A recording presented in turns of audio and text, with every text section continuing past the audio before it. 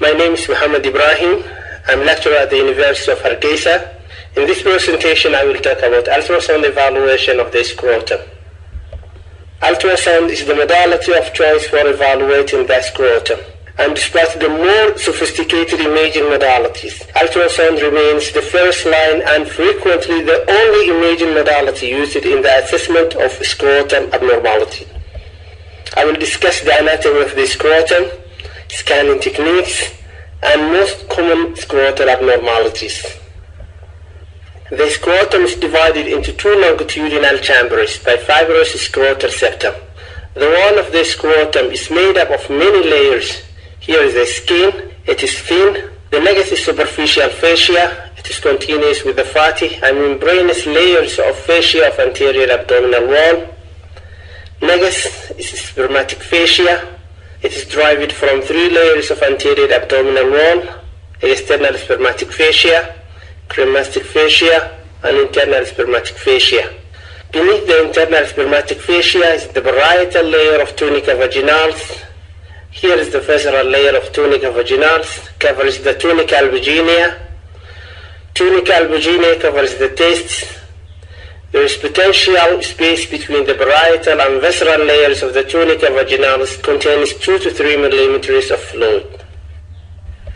Testes are ovoid gland covered by tunica albuginea, projects internally to form septa that divides testes into lobules. The septa converge posteriorly to form mediastinum testis. The lobules contain seminiferous tubules. The seminiferous tubules converge posteriorly to form a network of channels called rete testis. The rete testis is located within the fibrous mediastinum testis. 10 to 15 efferent dactyls emerge from the rete testis and convey seminal fluid from the testis to the head of the epididymis. The epididymis is curved structure, consists of head, body, and tail, measuring 6 to 7 centimeters in length and laying posterolateral to the testis. The head contains 10 to 15 efferent dactyls from the rete test. These ducts join together to form a single convoluted duct. The duct epididymis has a very tortuous route from the head to the tail of the epididymis, where it turns around to exit into the spermatic cord from the epididymal head. The duct is called vas deferens or seminal duct as it emerges from the tail to the epididymis. The vas deferens exits the scrotum as part of the spermatic cord. Vascular anatomy. The arterial supply to the scrotal sac and contents arise from three sources: the testicular artery, the cremastic artery, and artery to the ductus deferens. The testicular artery is a direct branch of abdominal aorta that enters the scrotum through a spermatic cord. The cremastic artery is a branch of inferior epigastric artery supplying the scrotal sac and coverings of the spermatic cord. And the artery to the ductus deferens arises from the superior vesical artery. Testicular veins pass through the mediastinum as they exit the testes. The network of veins posterior to the testis is called pampiniform plexus. Each plexus of veins eventually forms two testicular veins which form a single testicular vein. The right testicular vein drains directly into the inferior vena cava below the level of the right renal vein, whereas the left testicular vein drains into the left renal vein. The plexus of veins plus the three arteries of the testicular, cremastic, and deferential arteries, in addition to the lymphatics, nerves, and vas deferens, all of these are loosely held together by a connective tissue in the spermatic cord. The spermatic cord runs from the deep inguinal ring into the scrotum. Before scanning the patient, it's important to determine the clinical findings. Why the patient was referred? Is it due to the palpable mass, scrotal pain, swollen scrotum, or other reason? Ask the patient to describe symptoms, including history, location, and duration of pain. Also ask the patient if he can feel a mass. If yes, then tell him to find the lump. Place the probe exactly over the location to examine the site. Again, ask the patient if he had trauma, when and what happened. This information is necessary not only for guiding the examination but also for interpretation. Scanning techniques. The patient is supine. The penis is held by the patient against the abdominal wall. The patient is asked to place his legs close together to provide support for the scrotum, or rolled towel might be put between the two legs. Plenty of gel is applied to ensure adequate probe contact and to remove air between probe and skin surface. High frequency of 7 to 14 MHz linear array transducer should be used. Color and spectral Doppler is very helpful, as we will see later. The entire scrotal sac should be examined in order to include both transverse and longitudinal planes. Sonographic appearance. The scrotal wall appears as 3 layers.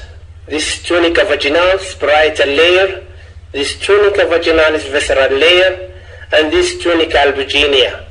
What's important here is to note if the skin is thickened. Normal testes are homogeneous in echo texture with uniformly distributed medium level echoes. Size and echogenicity of the two tests should be identical. When you are scanning tests, think of these questions. Is the parenchyma homogeneous or heterogeneous? Is there a mass? If yes, is it cystic or solid? Is it intertesticular or extratesticular? This sagittal view showing medial, mid and lateral portions. 2 measurements are obtained in this view, the length and depth. The transverse view is to show superior, mid and inferior portion. The width of the test is measured in this view. In adults, testis measures approximately 3 to 5 centimeters in length, 2 to 3 centimeters in both depth and width. This is the mediastinum, appears as highly echogenic linear structure that extends cranicaudally within the testis and parallel to the epididymis. It is draining the seminiferous tubulus of the testis into the rete testis. This is the rete testis, appears as low reflective area at the hilum of the testis with finger-like projections into the parenchyma. This is the intertesticular band, also known as vascular cleft. It is hypoechoic band in the middle third of the testis, nearly perpendicular to the mediastinum on sagittal scans. This band is visualized in about 10% of normal testes and is measured up to 3 mm in diameter and 30 mm in the length.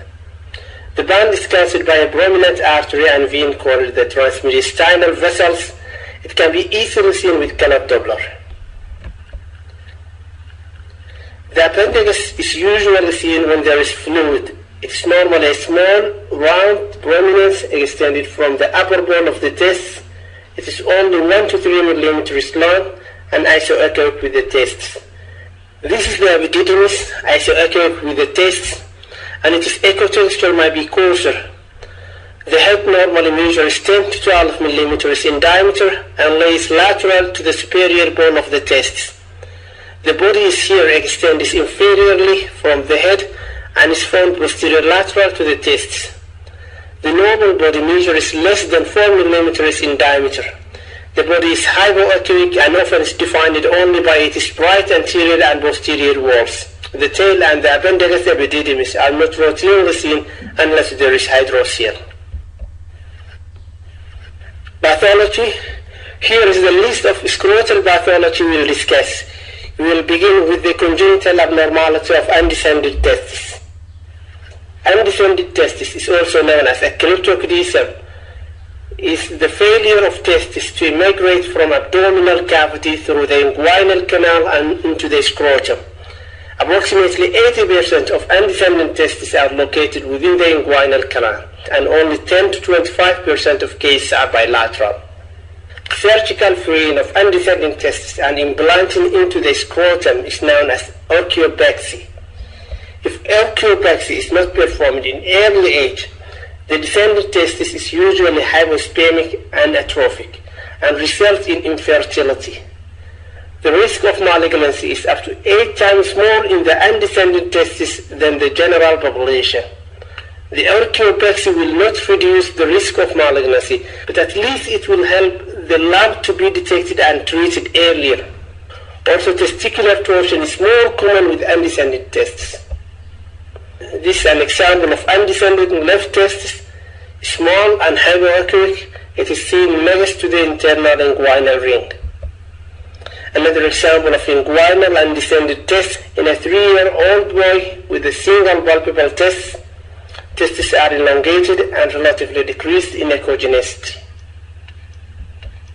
Epididymo-orchitis. Epididymo-orchitis is infection of the epididymis and testes. It's the most common cause of acute scrotal pain in adults. It predominantly affects the sexually active male of less than 40 years, the older patient with urological disease, and the prepubertal boy with associated urogenital anomaly. Sonographically, epididymis will appear hypoechoic gland. Sometimes there might be reactive hydrocele, hematocele, or biocele with septations and scrotal wall thickening. On color Doppler, there is increased flow as mark of uremia, which confirms the diagnosis. If infection is spread to the testes, it will cause the testes to appear enlarged on ultrasound. Affected areas may appear as hypoechoic compared with the surrounding tissue, and this will result in heterogeneous appearance of the testes. On color Doppler, there is increased flow.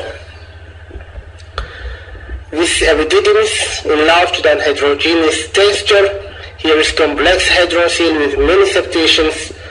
Color Doppler shows hyperemic flow within the epididymis.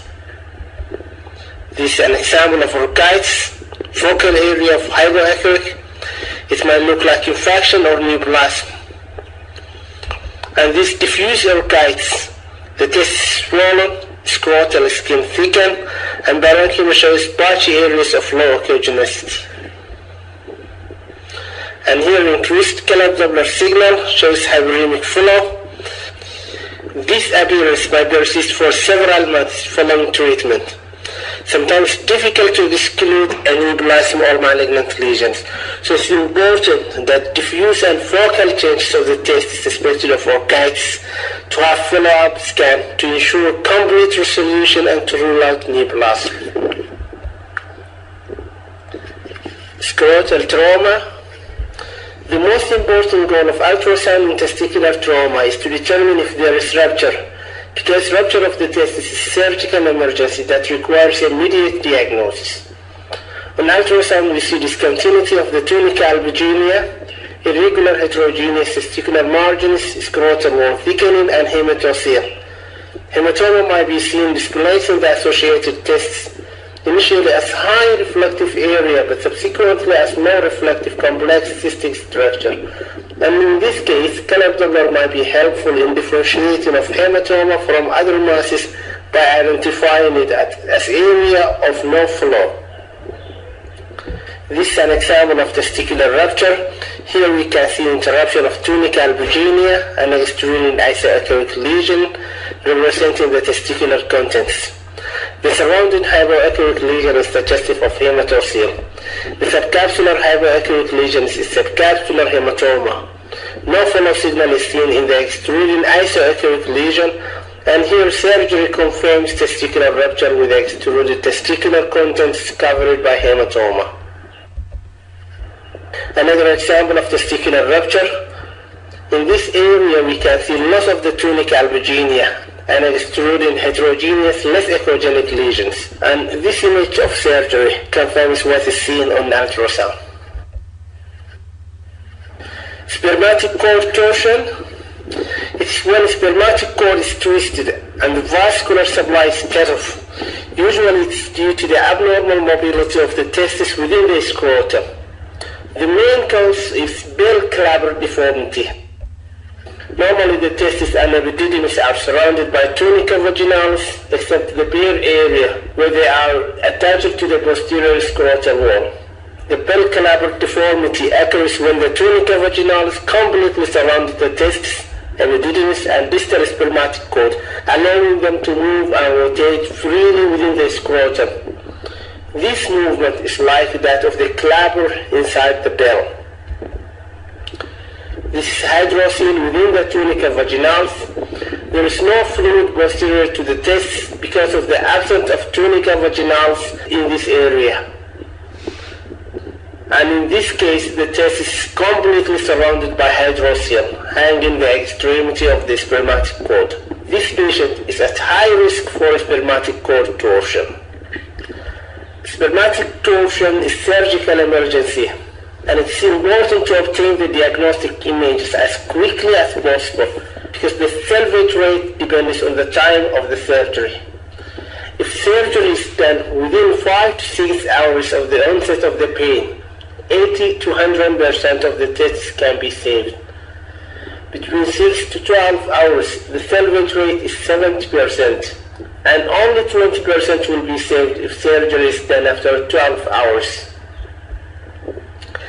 Clinically, torsion may present like Epididymo-orchitis, pain and swelling of the scrotum, so ultrasound, especially color Doppler, is important in differentiation between the two. Ultrasound findings depends on the time passed since the torsion. In early stage, scrotal contents may have been normal. After 6 hours, the testis becomes swollen and hypoechoic. After 24 hours, testis becomes heterogeneous as a result of hemorrhage, infection, necrosis, and vascular congestion. The most important feature is the absence of color Doppler follow in the symptomatic testis compared to the asymptomatic testis. This is an example of early testicular torsion. Left testis appears swollen and mild hypoechoic hydrocele is present. Here's another example of testicular torsion. After 12 hours, it is heterogeneous in ectexture and edematous. This is a twisted spermatic cord. It is rarely seen like this. Enlarged twisted spermatic cord, superior and posterior to the epididymal head, containing round anechoic structure representing vein resembling a whirlpool, and this is first described with MRI imaging. This is a comparison between normal left testis with the torsed right testis. In the left we see follow on colored Doppler, whereas in the right there is no follow in the testis. Make sure the same setting of the colored Doppler is used in both testis. This is another example of normal test compared with the torsed one. Here there is follow and here there is no follow. Hydrocele, biocele and hematocele. This develops at the potential space between the visceral and parietal layers of the tunica vaginalis. Normally there is a small amount of fluid in this space. Hydrocele contains serous fluid and is the most common cause of painless scrotal swelling. Hydrocele may be associated with trauma, torsion, infection, tumors, even can be idiopathic. So hydrocele is non-specific indicator. Sonographically, hydrocele is an anechoic fluid collection surrounding the testis except posteriorly when the tunica vaginalis is absent. Hematocele and biocele are less common than hydrocele. Hematoceles can be caused by trauma, surgery, diabetes, neoplasm, or torsion. The biocele results from rupture of an abscess into an existing hydrocele or directly into the space between layers of tunica vaginalis. Both hematoceles and bioceles contain internal echoes and are associated with internal fluctuations and loculations. The clinical history usually allows differentiation between the two. Varicocele. Varicocele is an abnormal dilatation of the venous of the bambiniform plexus located within the spermatic cord.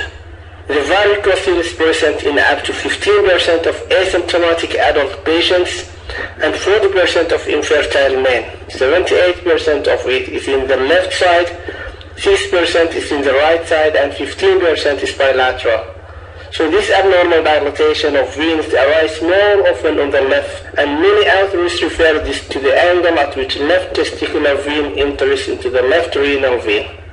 Left spermatic vein empties into the left renal vein at right angle, which might cause the valves to be incompetent and allow retrograde flow, resulting in dilatation of the bempiniform plexus of veins. The normal veins of the bempiniform plexus measure 0.5 to 1.5 millimeters, and vein diameter of greater than 2 millimeters should be considered abnormal. On ultrasound, a varicocele shows multiple tortuous tubular structures of varying size, testes superior and lateral to the testes. You can see sometimes varicoceles becoming more prominent. This one patient performing Valsalva maneuver. This is another example of varicocele. You can see with Valsalva maneuver it will appear more clear. Scrotal Massess.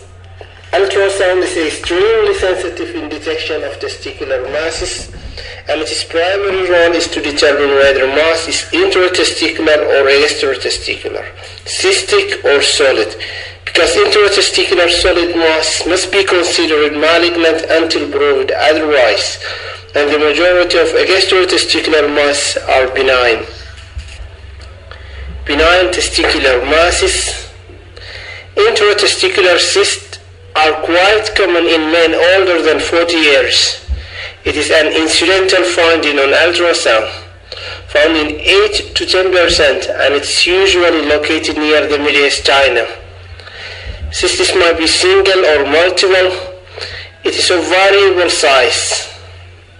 On ultrasound, it appears like any other cyst in the body, round or oval in shape, anechoic with posterior enhancement. This is a cyst located within the dense tissue of the closely adherent tunica albuginea. These cysts are usually palpated by the patient as film nodule on the surface of the testis, and this is cyst at the head of the epididymis. Tubular ectasia of the rete testis. It is dilatation of the testicular mediastinal tubules. The rete testis is located at the hilum of the testis where the mediastinum resides. Cystic ectasia of the rete testis is uncommon benign condition. This results from the partial or complete obstruction of the efferent duct, often by inflammation or trauma. It is usually associated with the presence of spermatocele, epididymal or testicular cyst. On ultrasound, normal rete testis may not be seen. Tubular ectasia appears as prominent hypoechoic jewels near the echogenic mediastinum. This may resemble intratesticular varicocele, and here color Doppler can differentiate between the two. This panoramic view of the right and left test shows dilatation of the rete test on the left side. Scrotal hernia. It might contain small bowel, colon, or omentum. Usually clinical examination is enough, but ultrasound may be useful in difficult cases. On ultrasound, the hernia contains bowel or omentum, giving rise to peristalsis of fluid-filled lobes of bowel, air within the bowel, or high reflective omental fat. We can see in this scallop peristalsis of intestine inside the scrotum. Malignant masses of the testis. Testicular carcinoma represents only 1% of all cancers in men, but it is the most common malignancy in the age group of 15 to 35 years. Fortunately, it is curable and survival rates approach 95%. Risk factors for testicular carcinoma are previous testicular tumor, family history, cryptorchidism, and infertility. Most patients present with painless lump and testicular enlargement. In general, testicular tumors are divided into germ cell and non-germ cell tumors. Germ cell tumors constitute 90 to 95% of intratesticular primary tumors.